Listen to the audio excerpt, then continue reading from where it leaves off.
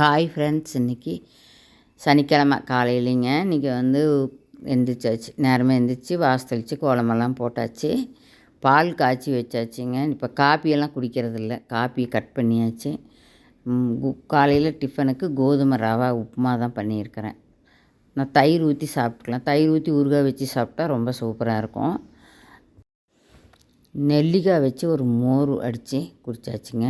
ஒரு 2 நெல்லிக்காய் கட் பண்ணி போட்டு கொஞ்சம் இஞ்சி, பச்சை மிளகா வேணுன்னா போட்டுக்கலாம், காரம் வேணும்னா கொஞ்சம் சீரகம், மல்லித்தழை போட்டுக்கிறேன், புதினா தலையும் கூட போட்டுக்கலாம், கருவேப்பில் போடலாம், எது வேணாலும் அந்த மாதிரி போட்டு அது நெல்லிக்காய் மோர் அடித்து குடித்தாச்சுங்க. ஒரு ஸ்டேசில்ஸ் ஒரு சாரீ இருந்தது, அதனால் நம்மளே ஸ்டேசில் போட்டு வைக்கலாம் அப்படின்ட்டு நானே முடித்து போட்டுக்குவேங்க. அது போட்டு வைக்கலான்னு தான் எடுத்து எல்லாம் அந்த நூலெல்லாம் கொஞ்சம் தூரத்துக்கு பிரித்து விட்டுட்டோம்னா பிரித்து விட்டு நம்மளே போட்டுக்கலாம். போட்டு அந்த மாதிரி கரெக்டாக வச்சு சுற்றி விட்டு நல்லா சுற்றி விட்டுட்டோம்னா நல்லா த்ரெட்டு மாதிரி ஆகிக்கும், முடிச்சு போடுறதுக்கு ரொம்ப ஈஸியாக இருக்கும். இந்த மாதிரி த்ரெட்டு மாதிரி உருட்டி விட்டு போட்டுக்கலாம், ரொம்ப ஈஸி தாங்க. நம்ம பழைய சேரீயில் கூட ஆல்ரெடி போட்டு வச்சிருந்த சேரீயில் கூட இந்த மாதிரி முடிச்செல்லாம் உருவிக்கிட்டு வர மாதிரி வந்திருக்கும், அதை கூட நம்ம இந்த மாதிரி நம்மளே முடிச்சு போட்டுக்கலாம். இந்த முடிச்சு போடுறது கொஞ்சம் ஈஸி தாங்க, அது ஒன்றும் பிரச்சனை இல்லை. இந்த மாதிரி போட்டாச்சு. நான் ஒரு சேரீ இருந்ததை எடுத்து நானே போட்டு வச்சுட்டேன்.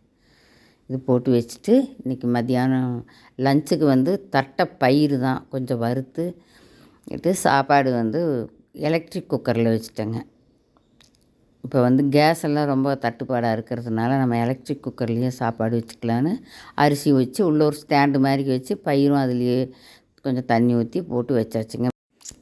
வெந்தோம்னா எடுத்து தாளித்து விட்டாச்சு. நான் பூசணிக்காய் போட்டிருக்கிறேன், கோடை பூசணிக்காய். தாளித்து விடும்போது நான் பூசணிக்காய் போட்டு தாளித்து விட்டாச்சு. குடும்பமாக உட்காந்து நுங்கு சாப்பிட்றேங்க. என் தங்கச்சி பொண்ணு நுங்கு வாங்கிட்டு வந்தாங்க.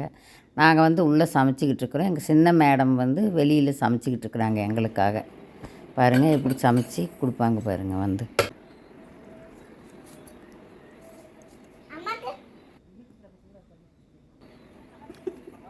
எல்லாத்துக்கும் அவங்க அம்மாவுக்கு தாத்தாவுக்கு எல்லாருக்கும் சமைச்சி கொடுக்குறாங்க. அப்புறம் நாங்கள் சமைச்ச சாப்பாட்டும் சாப்பிட்டு முடிச்சாச்சுங்க. தேங்க்யூ.